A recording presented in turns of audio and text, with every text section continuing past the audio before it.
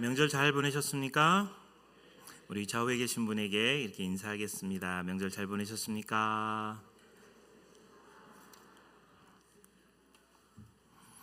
오늘 시온 찬양대 주 내가 나에게 족하네라고 하는 찬양이 제가 오늘 전하는 말씀하고 너무 일치해서 너무 감사합니다. 그리고 좋으시죠? 오늘 성시교도 할 때도 시편 139편이 여호와께서 주께서 너를 살펴보셨으므로 내가 앉고 일어섬을 아시고 멀리서도 나의 생각을 밝히 아시오며 라고 하는 부분이 또 오늘 전하는 말씀하고 또 일치해서 너무 좋은 것 같습니다. 여러분, 우리가 신앙생활을 하고 믿음 생활을 하지만 사실 어떤 보상을 받기를 기대하는 마음으로 신앙생활 할 때가 참 많습니다. 그러니까 돈과 건강과 또 우리의 안전이 확보가 되면 하나님을 잘 믿는다라고 그렇게 일치할 때가 많아요.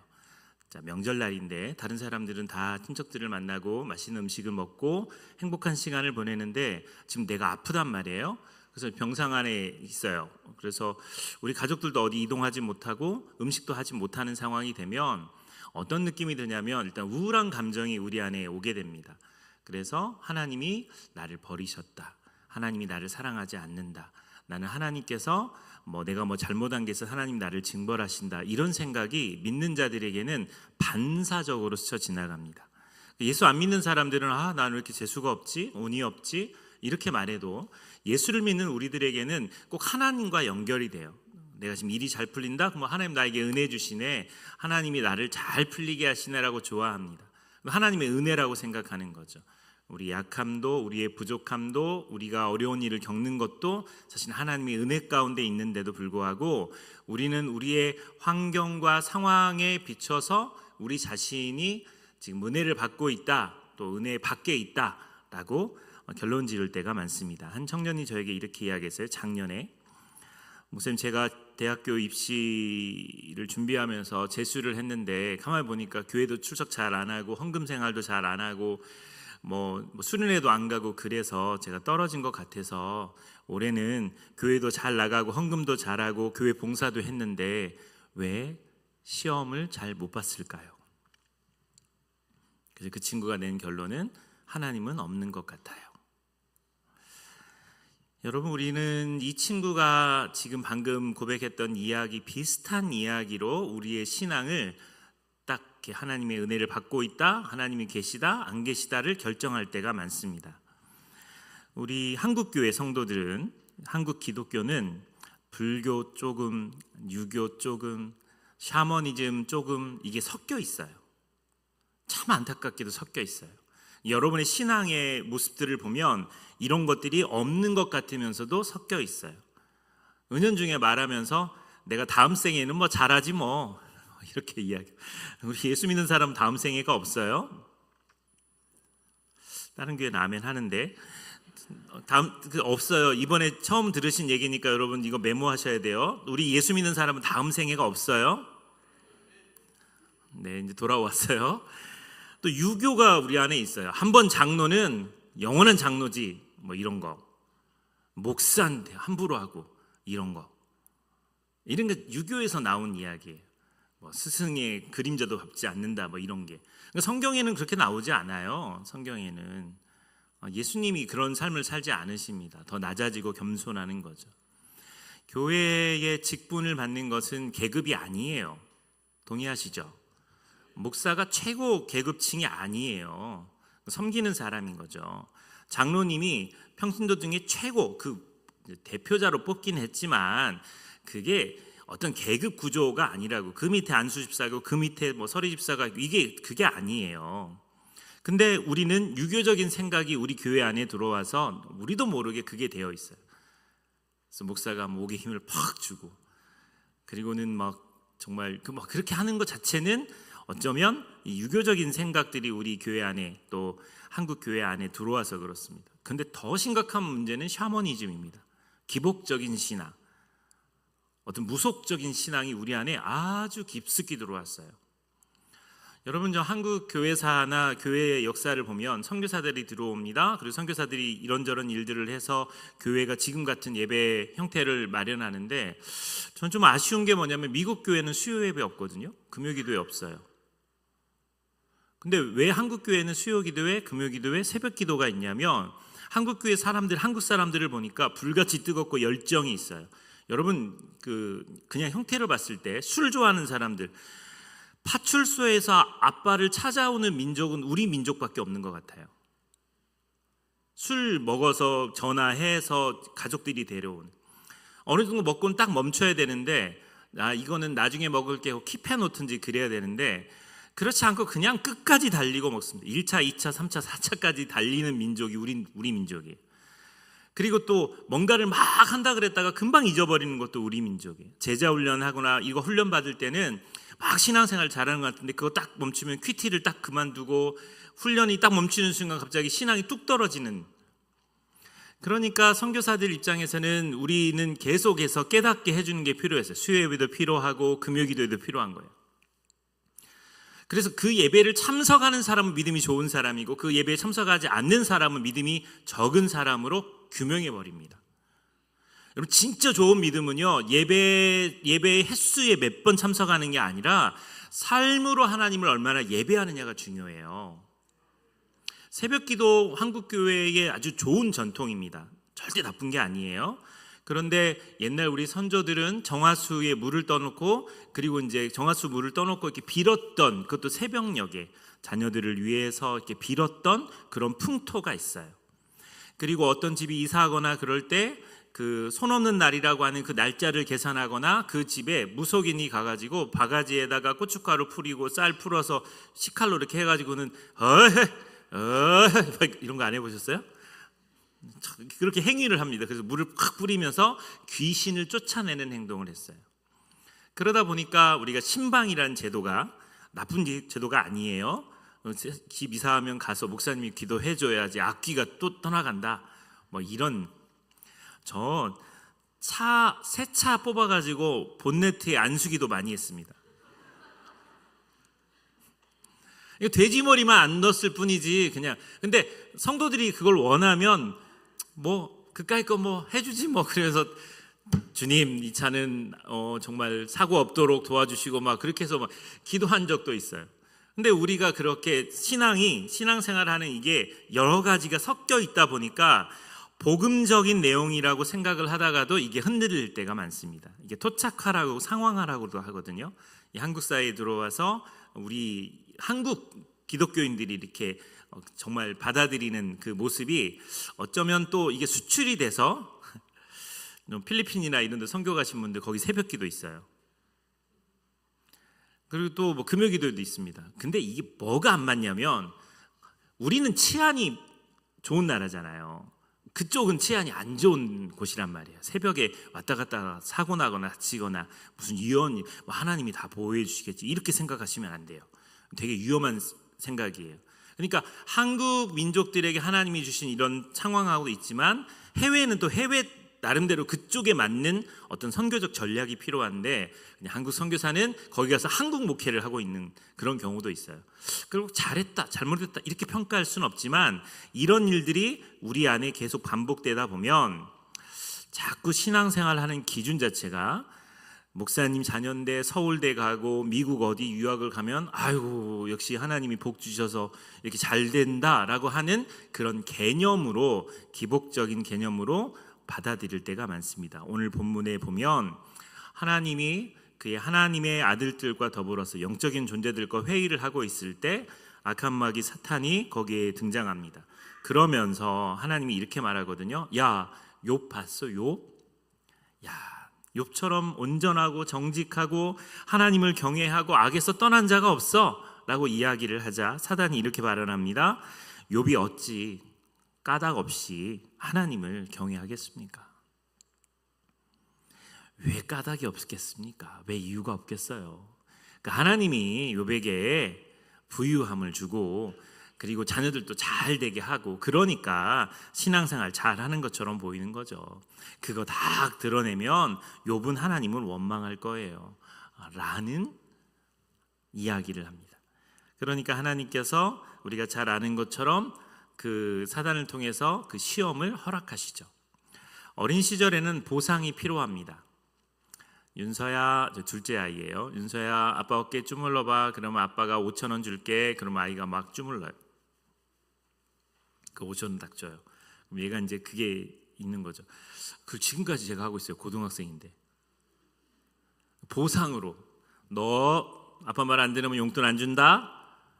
근데 저희 아이는 너무 착해가지고요. 예, 정말 그 말을 그대로 들어서 말을 잘 들어줘요. 그러니까 아이는 어렸을 때는 어떤 보상이 필요하기도 합니다. 신앙생활의 기준이. 어쩌면 우리 신앙도 하나님이 이번에 이거 해주시면 우리가 이렇게 믿을게요 라고 하는 것은 어린아이적 신앙 수준일 수 있어요. 우리의 신앙의 수준이 그 정도 수준에서 더 업그레이드 되는 거예요. 요배의 신앙은 되게 성숙한 사람의 신앙이었어요. 여러분 베드로전서 5장 8절 9절에 보면 근심하라 깨어라 너희 대적 마귀가 우는 사자같이 두루다니며 삼킬 자를 찾나니 라고 되어 있습니다. 교회 안에서 이런 말 많이 하는 사람이 상처받았어요. 이 사람은 상처받을 준비를 하고 살아요. 내 목사님 때문에 상처받았어요. 나 오늘 설교 시간에 상처받았어요. 나무기 집사님 때문에 상처받았어요. 여러분 상처는 받는 게 아니고 상처는 거부해야 되는 거예요. 따라해 보실까요? 상처는 거부하자. 상처를 받지 않는 거예요. 사탄이 딱 좋아하는 사람이 상처 받을 준비를 하는 사람이. 그냥 사소하고 별거 아닌 거에도 상처받았다고 이야기하는 사람입니다. 5월달이 되면 가정의 달이죠. 가정에 대한 이야기를 합니다. 그런데 우리 중에는 불행하게도 좀 이혼하신 분도 있을 수 있어요. 그러면 상처받았다고 이야기해요. 죄송한 이야기지만 저는 개인 상담을 그렇게 좋아하진 않습니다. 제가 15년 목회하면서 얻은 결론이 있어요. 뭐냐면 어떤 사람이 어떤 자매가 개인 상담을 요청했어요. 그리고 그 사람의 이야기를 들어봤어요. 너무 심각한 이야기예요.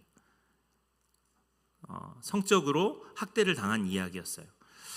제가 이제 그분의 이야기를 들어주고 공감하고 그분과 그런저런 이야기를 나누고 위로하고 기도까지 했어요. 근데 제가 설교를 준비하다가 보면 그 비슷한 이야기를 할 때가 있잖아요. 안 해봐서 잘 몰라요? 아니 그런 얘기 할 때가 있잖아요. 설교 중에 어떤 사건 중에 그런 얘기가 나오잖아요. 그러면 그 사람은 목사님이 내 이야기를 단에서 안에 시험에 들어요. 자기의 이야기를 공개한 것이 도리어 계속 경계태세를 갖는 겁니다. 제가 되게 용한 목사예요. 동의하시죠, 여러분? 이건 비웃는 건데, 저는 부교육자들이 이제 침방을 하거나 그래서 이거 전도사님만 아세요, 비밀이에요 하는 이야기를 일부러 캐묻지 않습니다. 듣지 않습니다. 근데 제가 설교를 준비하다 보면 말씀으로 그 이야기가 딱 나갈 때가 있어요. 그러면 저희 교회 부교육자들이 이렇게 얘기해요. 목사님, 난 목사님 때문에 또 이제 그분한테 오해를 받았어요. 무슨 얘기냐 그러면 그분이 자기한테 하지 말라고, 목사님한테 하지 말라고 그랬는데 목사님 설교 시간에 그 이야기를 해서 내가 꼭 목사님한테 고자질한 것 같다고. 용한 목사. 뭐 그런 걸 몰라도 하나님께서 말씀을 준비하다 보면 그렇게 주신 마음에 따라 설교할 때가 있어요. 그러니까 상처를 많이 받고 힘들다고 하는 사람들에게 제가 부탁드리고 싶은 것은 믿음으로 하나님 앞에서 바로 서는 것이 첫 번째입니다. 그리고 난 다음에 내가 그걸 어떻게 이겨냈는지 간증하는 건 괜찮아요.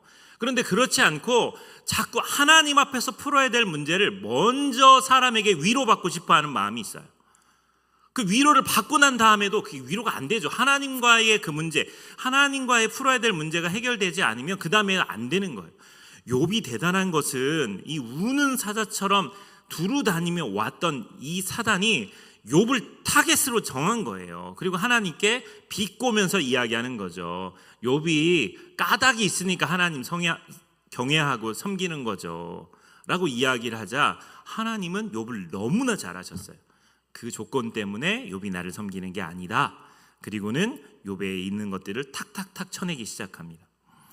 하루아침에 도적대에 의해서 종들이 살해당합니다. 하늘에서 갑자기 불이 내려가지고 양들이 다 타 죽습니다.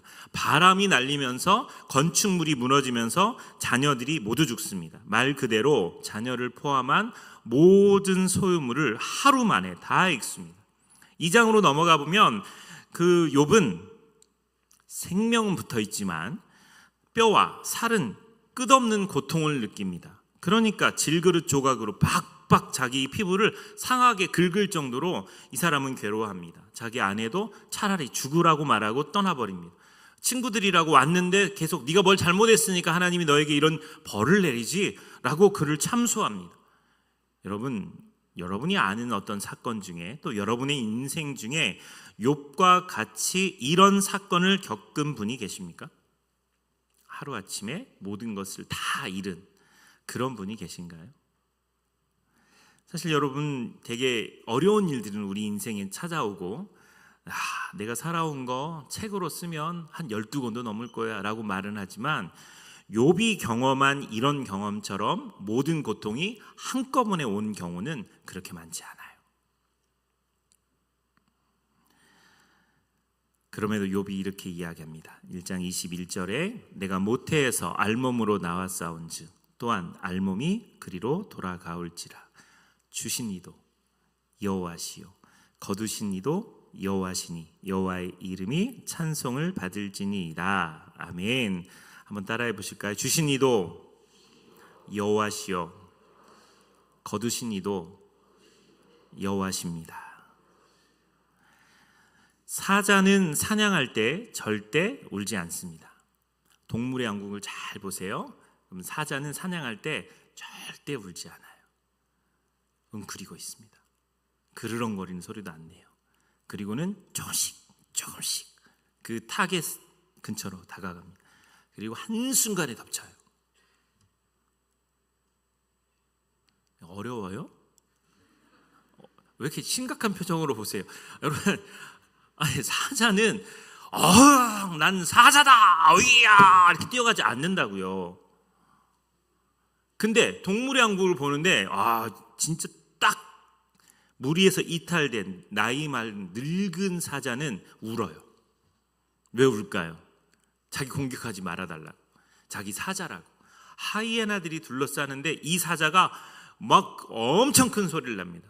내가 누군지 알아! 나 사자야! 그러면서 처참하게 죽어가는 사자의 모습을 본 적이 있어요. 사단은 우는 사자라고 표현하고 있는 거예요. 힘이 없는 사자, 힘이 없는 존재. 악한 마귀는 그렇게 힘이 없는 존재예요. 우리를 계속 공격합니다. 그런데 힘없는 존재에 믿음이 힘이 없으니까 무너지게 되는 거예요. 이거 다 내 건데, 내 소유인데, 이거 내가 다 이뤄낸 건데 이렇게 생각하는 순간 그것이 빠지고 나면, 그것이 뺏기고 나면 갑자기 무너지는 겁니다.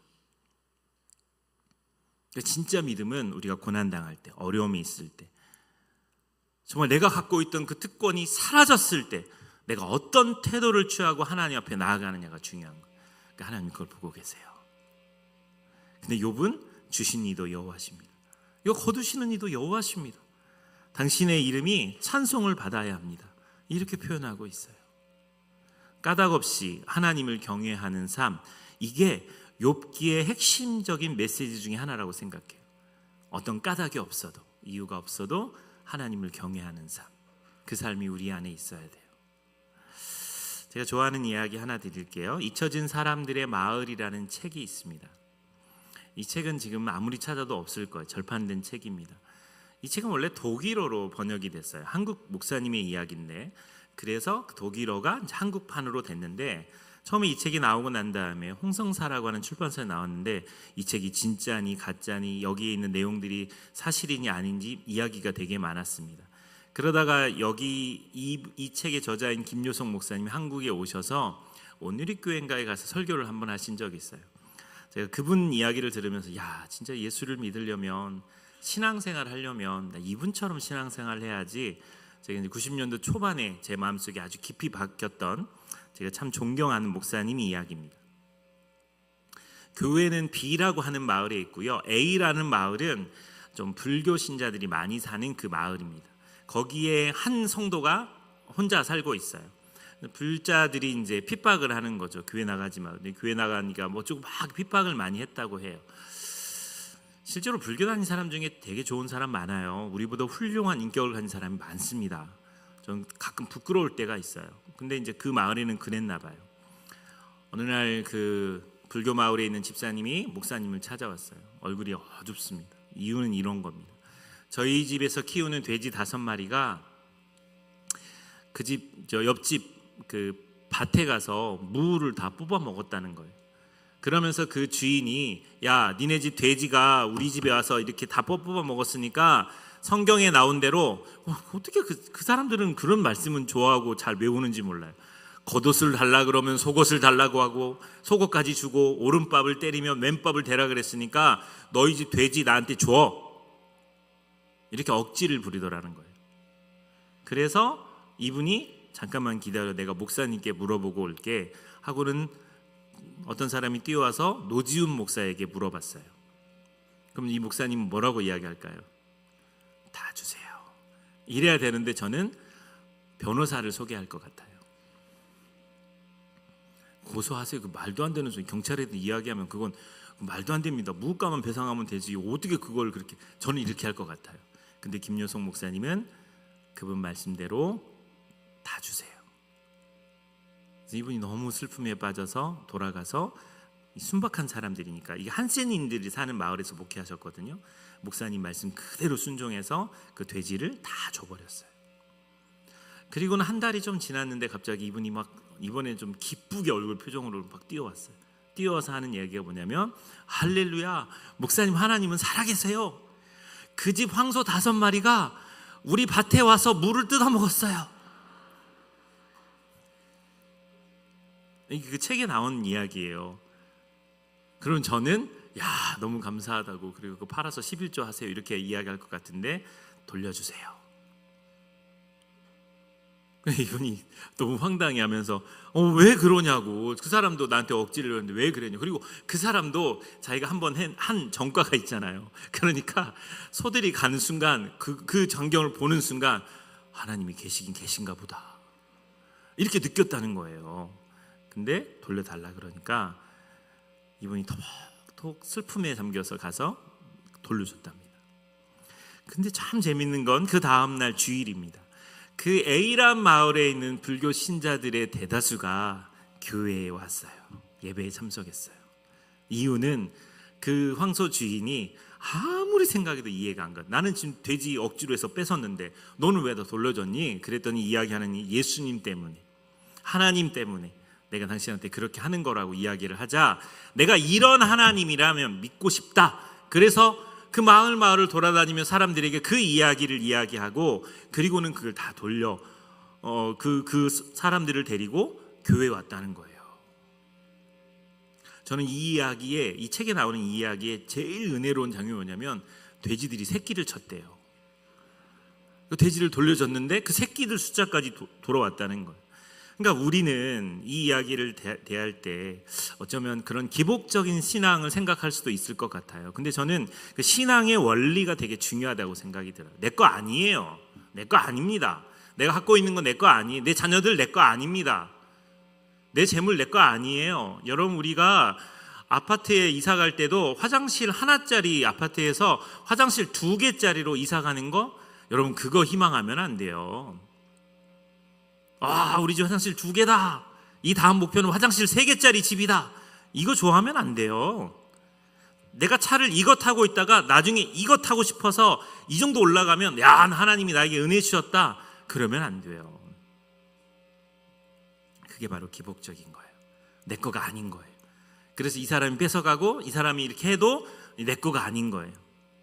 욥은 철저하게 그 신앙이 있었어요.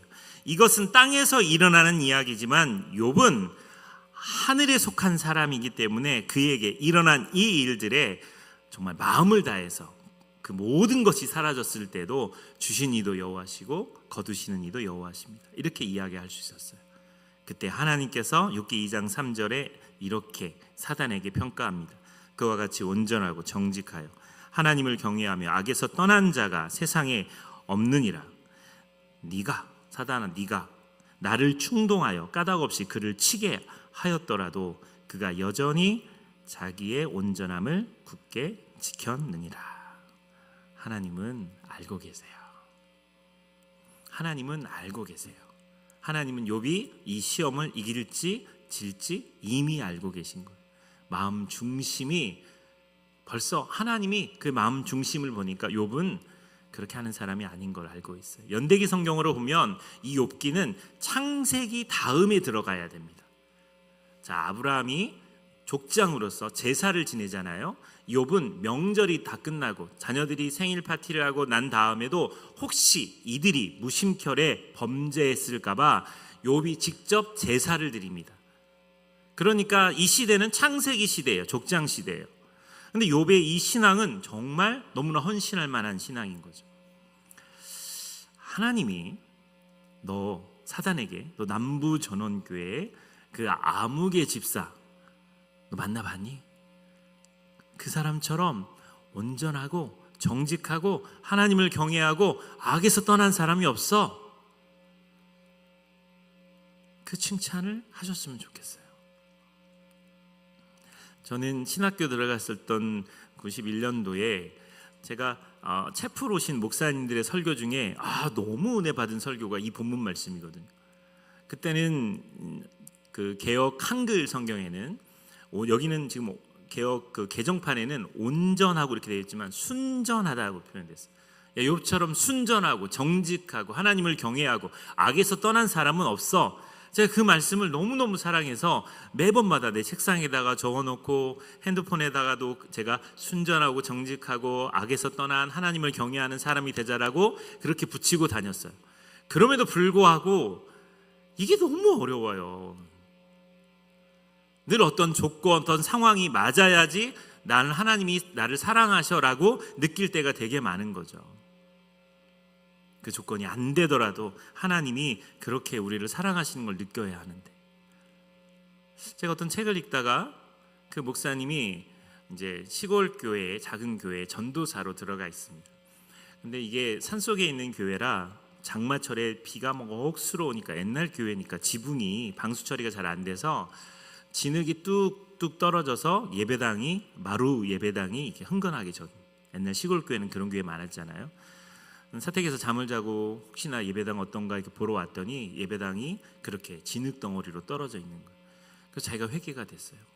나는 편안한 방에서 잠을 자는데 하나님의 저는 이렇게 비가 새는구나. 그리고 그분이 울면서 무릎을 꿇고 그 자리 진흙이 떨어지는 곳에 무릎을 꿇고 이렇게 엎드려 있다가 진흙이 자기 등에 떨어지면 엉금엉금 기어가서 털어내고 다시 그 자리에 와서 기도했답니다. 그 책에 이렇게 나와 있어요. 그날 밤 아무도 나를 본 사람은 없지만 하나님께서 지금의, 그분이 큰 교회 목사거든요, 지금의 이 교회 담임 목사로 나를 정하셨다. 이런 표현이 있어요. 내가 그렇게 헌신했을 때 하나님 나 큰 교회 목사가 되게 해주세요. 나 지금 이 시골 교회에 있지만 큰 교회 목사가 되게 해주세요. 이렇게 마음을 품고 그 자리에 엎드려 있지는 않았을 거예요. 진짜 순수한 마음으로 교회당에 비가 새는 게 안타까워서 그랬을 겁니다. 그리고 보상은 나중에 하나님이 알아서 해주시는 거예요.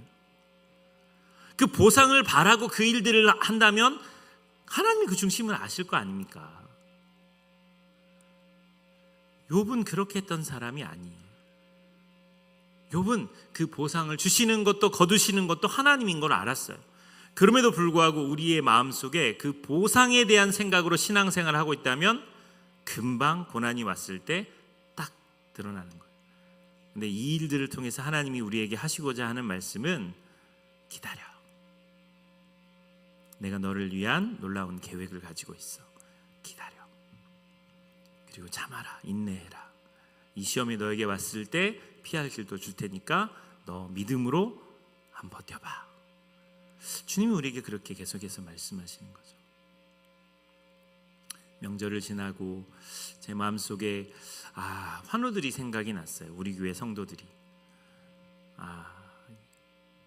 다른 친척들 만나고 교제하고 그럴 텐데 이분들은 음식도 제대로 못하고 가족의 한 사람이 아프면 어디를 이동하기도 힘들고 그러시겠구나.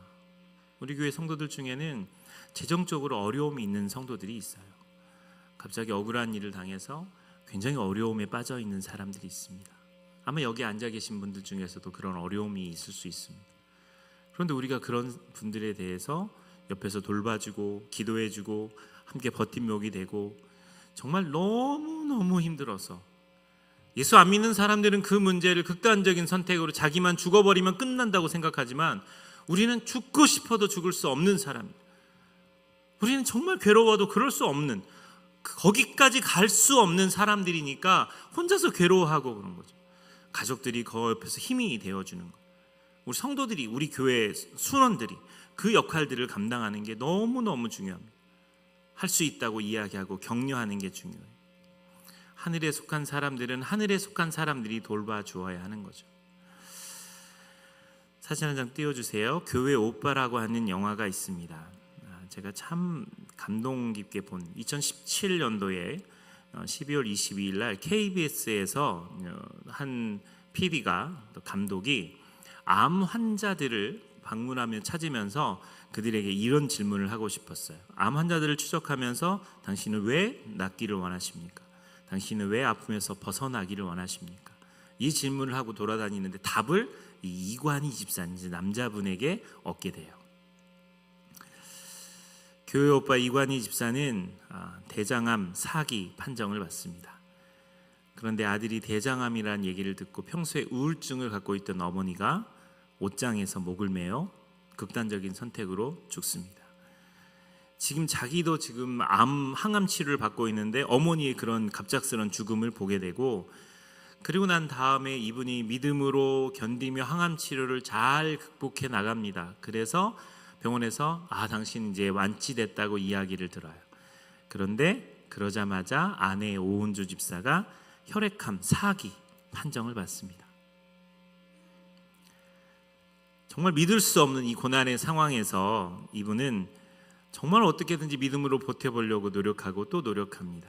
그리고 아내의 병이 점점점 잘 회복되고 있을 때 자기가 또 대장암이 재발된 것을 알게 돼요. 마치 현대판 욥처럼 그는 그렇게 살아갑니다. 근데 이 모습을 KBS의 다큐멘터리 촬영 감독이었던 이호경 감독과 또 그 촬영팀들이 보게 돼요. 이호경 감독이라고 하는 이 사람의 누나도 이렇게 암으로 죽었거든요. 그래서 이것을 기획했는데 많은 사람들이 죽어가는데 거기에 대한 답을 하지 못하는데 이관희 집사는 그것에 대한 답을 하는 거예요. 내가 살아도 주를 위해 살고 죽어도 주를 위해 죽는다. 그리고 그가 대장암 말기가 돼서 살이 쭉 빠져가지고 우리들 교회, 김양재 목사님 교회인데 거기 나와가지고 간증을 하는 장면이 있거든요. 그 영화에 그 이야기 등장해요. 욥처럼 끝까지 내가 승리하고 싶은데 너무너무 힘든 거예요.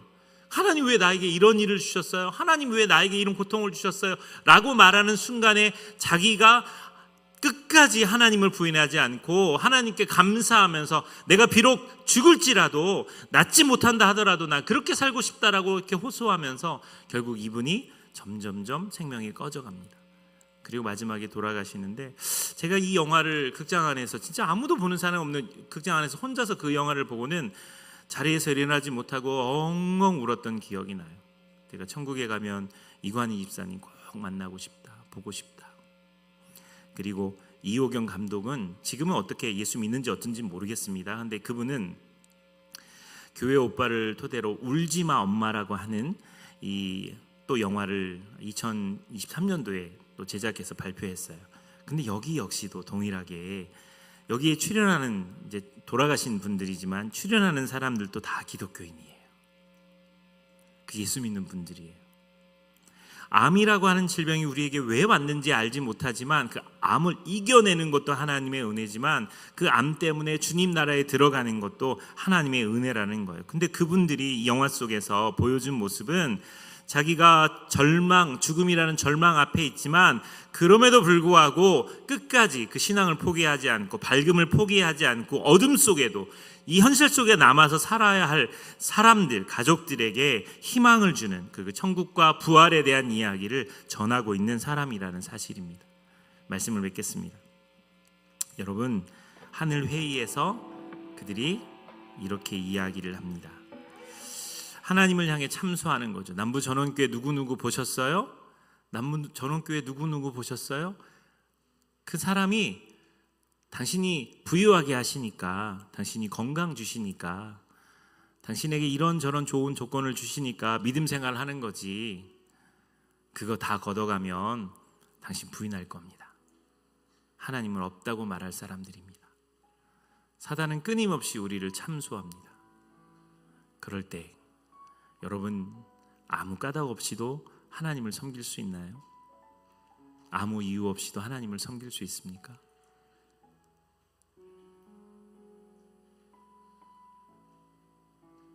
저와 여러분이 그런 사람들이 됐으면 좋겠어요. 정말 아무 이유 없이도, 아무 까닭 없이도 하나님을 경외하고 신뢰하며 하나님을 사랑하는 그 신앙이 우리 안에 있었으면 좋겠습니다. 요즘 제가 부르는 찬양 중에 주님 무엇라 말할까요 하는 이 찬양이 있어요. 운전하다가 이 노래 부르면 갑자기 울컥해가지고 막 너무 힘들어서 갓길에 세워놓고 한참 울다가 하는 찬양입니다.